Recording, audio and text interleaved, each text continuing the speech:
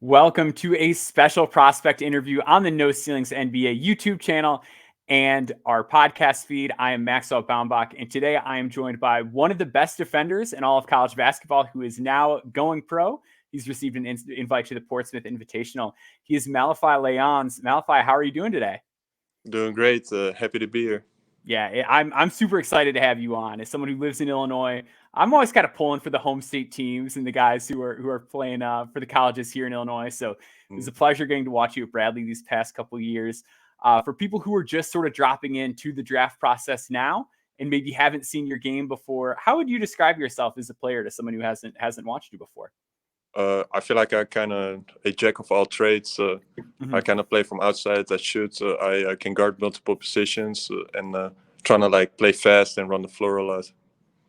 Absolutely, yeah. So for the unfamiliar, he is 6'9", so one of these guys who has size, sort of that modern forward game, and really versatile on the defensive end, which is something I want to spend some time on later. But I like to start at the very beginning. What got you into basketball growing up? So everyone back home plays soccer, but I figured out very quickly that soccer wasn't going to be the sport for me. So I decided on an indoor sport where I could use my height. And it started when I was 8 and kept playing in the Netherlands till I was about 18. And that's when I made the step to go to America. Yeah, so growing up in the Netherlands, so I actually grew up in an area which has like a pretty big Dutch population, and like all my friends growing up, like they were just only into soccer. Like I was Yeah. the only kid who was like, let's talk about basketball, and all my friends only cared about soccer. So what was like the basketball culture like there? Like, was it different? Was it like harder to find guys that wanted to play? Is there a Yeah, lower level of interest, or is there still like a real like contingent of people that are there's all like a about medium level of interest. Like it? Okay. basketball is definitely smaller than here in America, but I still had like 10, 20 other guys in the neighborhood who were playing. And No, nice. Okay. like I moved to Amsterdam when I got older, when I was 14, and that's where like basketball was like bigger and like all the good kids would go to. Mm-hmm. So yeah, so you made the decision to come to the U.S. You initially played at Mineral Area, which is a JUCO in Missouri, and look, what led to the decision to come to the U.S. and like how did you get in contact with the folks there? Like what Uh, led you to there? so when I was younger, I just like saw March Madness and like saw college basketball, and I really wanted to be a part of that. And junior college was like the way for me to achieve that. And one of my coaches back home knew the coach at Mineral Area, Luke Straggy. So that's kind of how I got into college basketball and like started my journey. Mm-hmm. So you had some good seasons there. From there, you ended up at Bradley. Hmm. What was it that led you to choose Bradley? Because you're a guy that has this kind of malleable game at 6'9". I'm sure there's probably a lot of other schools who were interested in you as well. Why Uh, did you pick Bradley?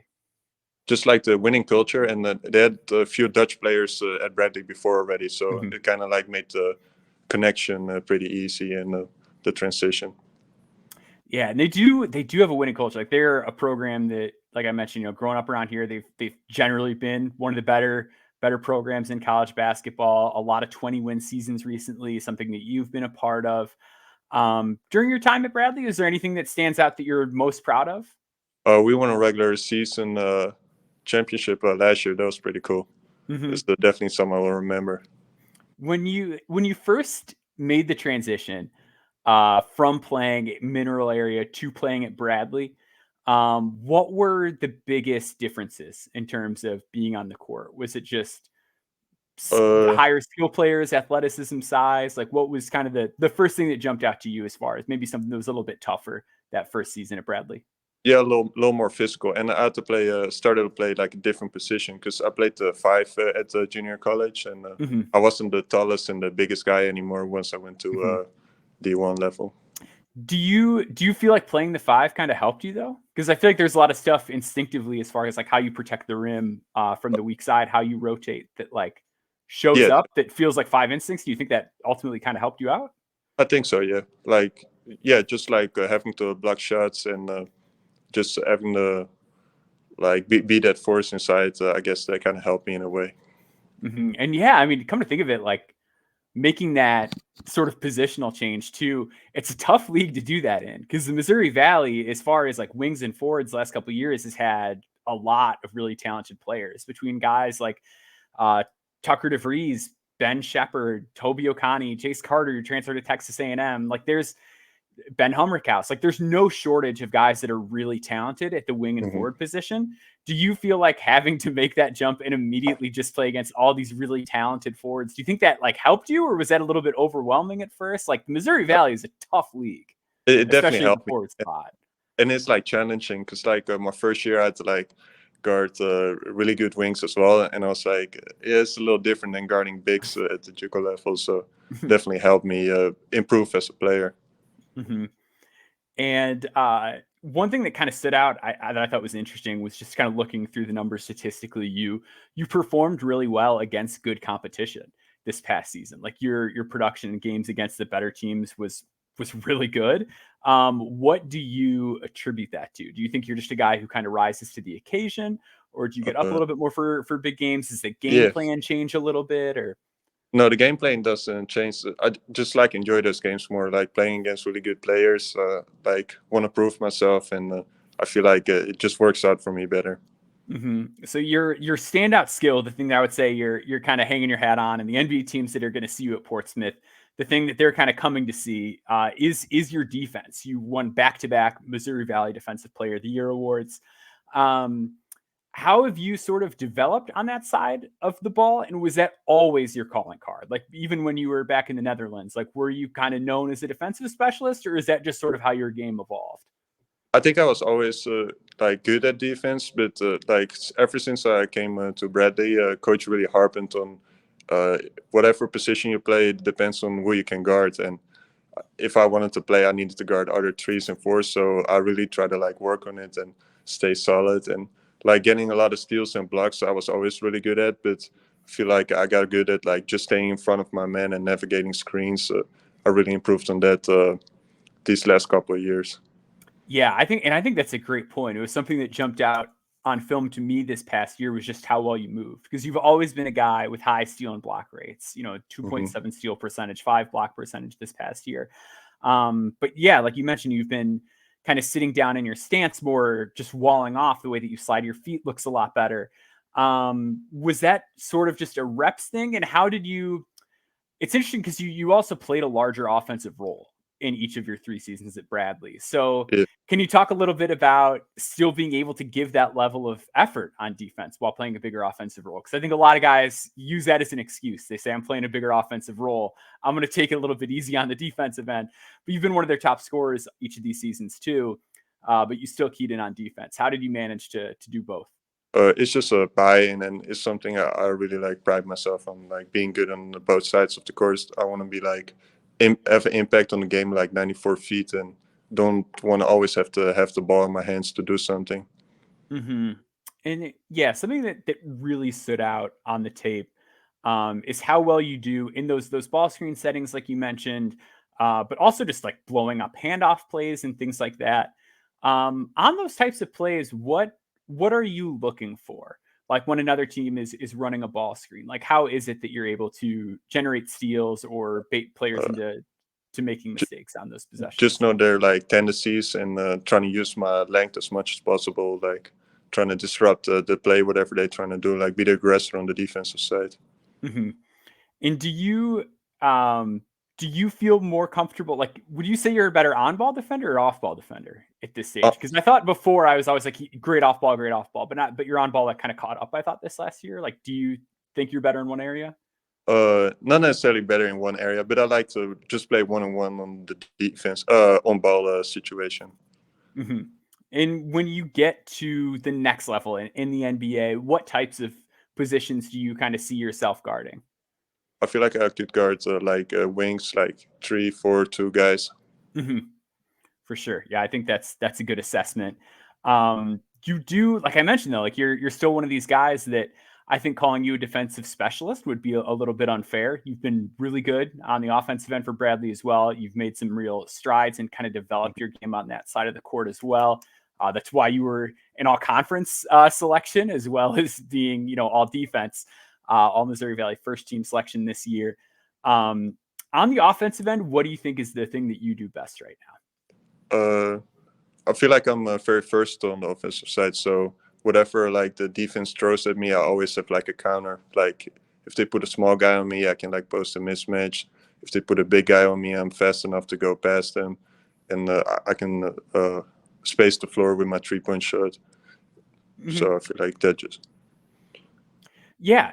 I thought your 3-point shooting has always been something that just immediately stood out, because NBA teams, they're always looking for kind of those 3-and-D wing types of players, and that's always been something that you had. And you've always been a good free throw shooter.